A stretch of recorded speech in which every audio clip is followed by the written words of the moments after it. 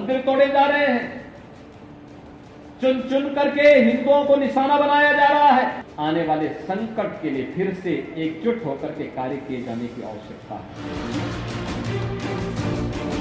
बांग्लादेश में हिंदुओं के ऊपर जो अत्याचार हो रहे हैं, तो उनकी रक्षा करने की जिम्मेदारी अपने केंद्र सरकार की है। बांग्लादेश में जिस नृशंसता से उत्पीड़न हो रहा है, ये किसी भी प्रकार सहन नहीं किया जा सकता। हिंदू समाज के ऊपर क्रूर अत्याचार करना अत्यंत निंदनीय है।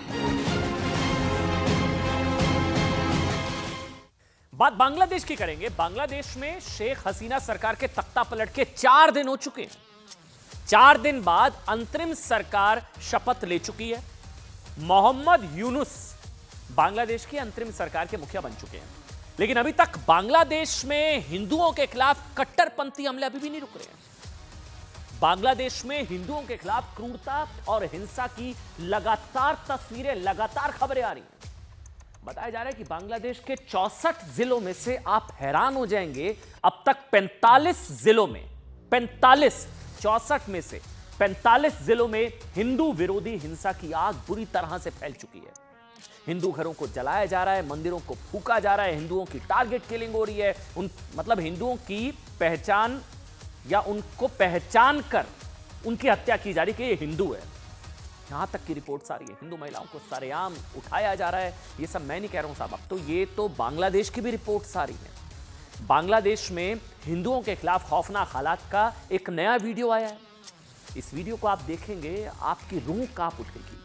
ये वीडियो बांग्लादेश के नोआखली का है, जहां कट्टरपंथी सरेआम, ये वाकई बहुत खौफनाक, बहुत भयानक वीडियो है। एक हिंदू लड़की को उठाकर जाते हुए गाड़ी में डालते हुए नजर आ रहे हैं। आप सोचिए, तो एक वीडियो इस तरह का आया, कितने इस तरह के वीडियोज होंगे या कितने इस तरह की घटनाएं होंगी जो सामने नहीं आ पाई। बताया जा रहा है कि इस हिंदू बच्ची की उम्र मात्र 18 साल है, 18 साल, जिसे उसके पिता और परिवार के सामने ही सरेआम घर से उठा लिया गया, उठाकर गाड़ी में फेंक दिया गया। भीड़ वहां पर कट्टरपंथियों की। इसके अलावा बांग्लादेश से कुछ ऐसे वीडियो भी आए हैं जिसमें भीड़ हिंदुओं को वहां पर बताया जा रहा है कि कपड़े उतार कर उन्हें पीट रही है, मार रही है, उनके हिंदू होने पर क्रूरता से हंस रही है। देखिए, यानी कि जो भारत में जो पीढ़ी अभी तक ये नहीं समझ पाई ना कि 90 के दौर में कश्मीर के कैसे हालात थे। कुछ लोगों को लगेगा अतिशयोक्ति है कि कश्मीर से तुलना करना, कुछ लोगों को लग सकता है, लेकिन वाकई कश्मीर में जिस तरह के 90 के हालात थे ना, हिंदुओं को घाटी छोड़नी पड़ी थी, आज भी वहां से हिंदुओं का पलायन। अब मैंने कल भी तस्वीर आपको दिखाई थी, जगह जगह बॉर्डर्स पर हिंदू वहां पर इकट्ठा हो गए भारत में घुसने के लिए। किस तरह 90 के दौर में कश्मीर में हिंदू नरसंहार हुआ, हिंदू महिलाओं से बलात्कार हुआ, जबरदस्त हिंदू विरोधी हिंसा के बाद लाखों हिंदू परिवारों को कश्मीर से पलायन करना पड़ा। उन्हें बांग्लादेश में 5 दिनों से जारी हिंदू विरोधी हिंसा की खबरें वाकई देखनी चाहिए, क्योंकि अब भारत बांग्लादेश बॉर्डर पर भी ऐसे लोगों की भारी भीड़ इकट्ठा है जो जान बचाने के लिए भारत में शरण लेना चाहते हैं।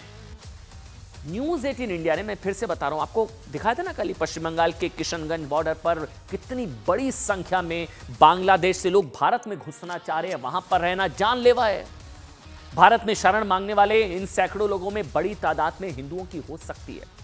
हालांकि बीएसएफ ने सभी को बांग्लादेश की सीमा को पार करने से रोक दिया, लेकिन बांग्लादेश बॉर्डर से भारत में घुसने की कोशिश की खबरें कई जगह से आ रही हैं, कई जगह से रिपोर्ट्स आ रही हैं। भारत बांग्लादेश सीमा कितनी है? 4096 किलोमीटर। भारत और बांग्लादेश की अलग अलग राज्यों से जो सीमा लगती है वो कुल मिलाकर 4096 किलोमीटर है। भारत के 5 राज्य हैं जो बांग्लादेश के बॉर्डर से सटे हुए हैं।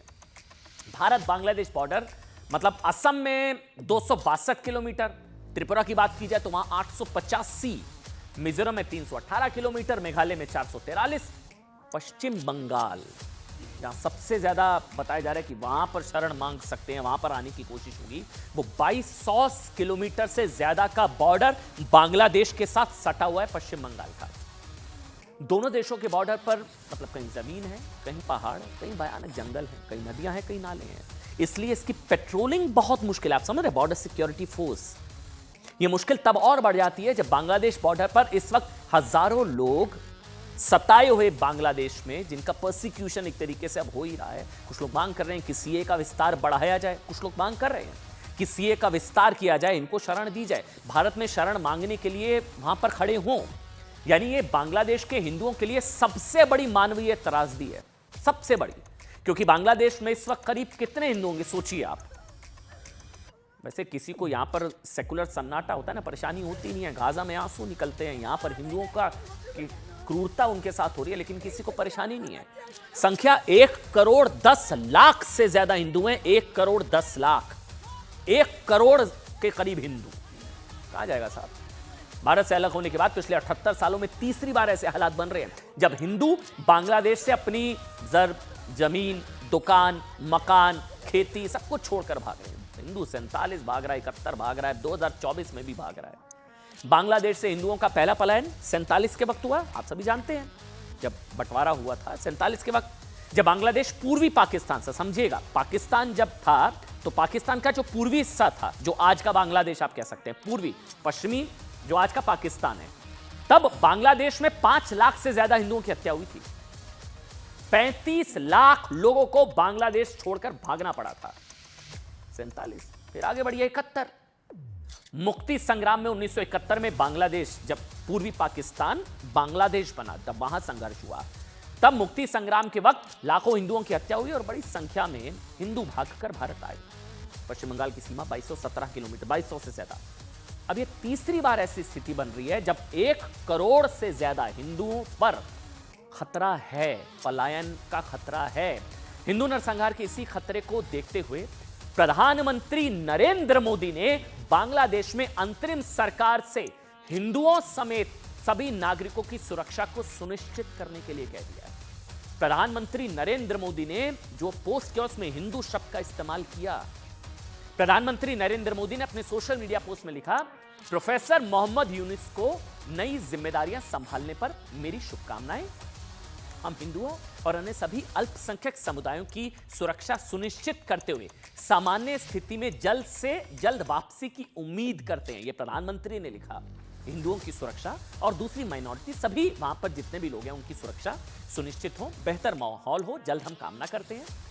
हालांकि अंतरिम सरकार के गठन के बाद मोहम्मद यूनुस भी कह चुके हैं, ये सुनिएगा, कुछ लोग अभी भी नहीं मान रहे, कह रहे हैं तो आवाई कहां हिंदुओं को टारगेट किया जा रहा है, फेक न्यूज फैलाया जा रही है। कुछ लोग है ना, उनको जानना चाहिए कि सिर्फ प्रधानमंत्री नरेंद्र मोदी नहीं, सिर्फ एस जयशंकर विदेश मंत्री नहीं, वहां जो अंतरिम सरकार का गठन हुआ है ना, अंतरिम सरकार के गठन के बाद मोहम्मद यूनुस भी कह चुके हैं कि माइनॉरिटी की सुरक्षा उनकी फर्स्ट प्रायोरिटी है। फर्स्ट प्रायोरिटी है मतलब वहां पर माइनॉरिटी की सिक्योरिटी को खतरा है। मोहम्मद यूनुस ने कहा कि अल्पसंख्यकों पर हमलों को रोकना उनकी पहली प्राथमिकता, मतलब हमले हो रहे हैं, ये माना जा रहा है। আমরা শুনলাম আসার পথে শুনে আসছি যে এখানে আইন শৃঙ্খলা ব্যাঘাত হচ্ছে, মানুষকে আক্রমণ করছে, ঘরবাড়ি জ্বালিয়ে দিচ্ছে, সম্পদ জ্বালিয়ে নষ্ট করছে, চুরি করছে, দিয়ে যাচ্ছে, অফিস আদালতে আক্রমণ করছে, সংখ্যালঘুদের উপর আক্রমণ করছে, হিন্দু, বৌদ্ধ, খ্রিস্টান, আহমদিয়া সবার উপর আক্রমণ করছে। এগুলো হলো ষড়যন্ত্রের অংশ, এগুলো আমাদের বিষয় না, আমাদের কাজ হলো এটাকে রক্ষা করা। हालांकि मोहम्मद यूनुस को लेकर एक कड़वा सच ये भी है कि उन्हें बांग्लादेश की अंतरिम सरकार का मुखिया बने 24 घंटे से ज्यादा हो चुके हैं। 24 घंटे अभी तक बांग्लादेश की नई सरकार की ओर से ऐसा कोई कदम नहीं दिखाई दे रहा है जिससे हिंदुओं की सुरक्षा सुनिश्चित हो, बल्कि कट्टरपंथी आउट ऑफ कंट्रोल है। दंगाइयों को हिंदू विरोधी, मतलब हिंदुओं को इन दंगाइयों से बचाया जा सके। दूसरी ओर हिंदुओं की सुरक्षा को लेकर भारत में राजनीतिक विवाद भी खड़ा हो गया। मतलब सोचिए, हिंदुओं की सुरक्षा को लेकर मोहम्मद यूनुस को प्रधानमंत्री नरेंद्र मोदी की पोस्ट के बाद बीजेपी ने कांग्रेस पर बड़ा आरोप लगा दिया। बीजेपी प्रवक्ता शहजाद पूनावाला ने कहा कि बांग्लादेश में हिंसा और हिंदुओं पर हो रहे हमलों को लेकर कांग्रेस का दोहरा रवैया सामने आ गया है, डबल स्टैंडर्ड्स। बीजेपी ने कहा कि प्रधानमंत्री नरेंद्र मोदी ने मोहम्मद यूनुस को बधाई देने के अलावा हिंदुओं की सुरक्षा का मामला भी उठाया, लेकिन कांग्रेस या राहुल गांधी की ओर से मोहम्मद यूनुस को संदेश दिया गया, लेकिन इस तरह का हिंदुओं की सुरक्षा को लेकर ऐसा कोई मैसेज नहीं आया। इसके अलावा बीजेपी ने कहा है कि प्रियंका वाड्रा गाजा को लेकर पोस्ट करती हैं। अब ये तो फैक्ट है ना साहब, पोस्ट किया था, कई बार किया था, इजराइल को बर्बर तक बता दिया था कि वहां पर इजराइल की बर्बरता, गाजा में जो मानवाधिकार का कथित उल्लंघन हो रहा उस पर पीड़ा हुई थी, गाजा में तो हुई थी, यही बीजेपी कह रही है। लेकिन उन्हें अपने ही देश के पड़ोस में हिंदुओं और उनकी सिक्योरिटी पर उनका ध्यान क्यों नहीं जाता? मतलब गाजा वाला गुस्सा जो है ना, वो यहाँ बांग्लादेशी हिंदुओं पर कहीं ना कहीं गायब हो जाता है। আমি আইন অনুযায়ী অন্তর্বর্তীকালীন সরকারের প্রধান উপদেষ্টা পদের কর্তব্য বিশ্বস্ততার সহিত পালন করিব। बांग्लादेश में तख्ता पलट के 72 घंटे बाद अंतरिम सरकार बनी, लेकिन सबसे बड़ा सवाल, क्या अब हिंदू सुरक्षित होंगे?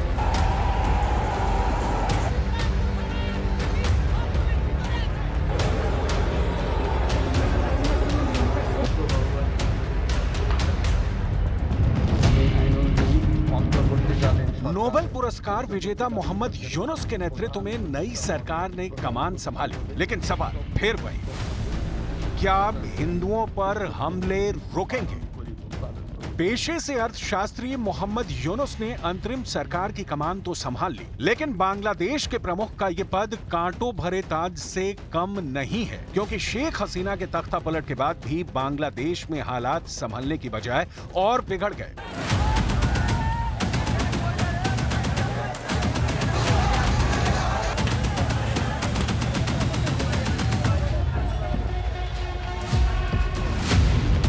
हिंदुओं पर हमले हो रहे हैं, मंदिरों पर हमले हो रहे हैं, पूर्व सेना अधिकारियों के घरों को जलाया जा रहा है, आंदोलन के नाम पर अब भी लूट हो रही है। प्रधानमंत्री मोदी ने बांग्लादेश के अंतरिम सरकार के मुखिया को बधाई देने के साथ ही उन चुनौतियों से निपटने के लिए भी कहा जिन चुनौतियों से बांग्लादेश फिलहाल गुजर रहा है। पीएम ने एक्स पर पोस्ट के जरिए लिखा, प्रोफेसर मोहम्मद यूनुस को उनकी नई जिम्मेदारियां संभालने पर मेरी शुभकामनाएं। हम हिंदुओं और अन्य सभी अल्पसंख्यक समुदायों की सुरक्षा सुनिश्चित करते हुए सामान्य स्थिति में जल्द से जल्द वापसी की उम्मीद करते हैं। भारत शांति, सुरक्षा और विकास के लिए दोनों देशों के लोगों की साझा आकांक्षाओं को पूरा करने के लिए बांग्लादेश के साथ काम करने के लिए प्रतिबद्ध है। उधर बांग्लादेश में पैदा हुए हालात को लेकर भारत सरकार ने बड़ा कदम उठाया है।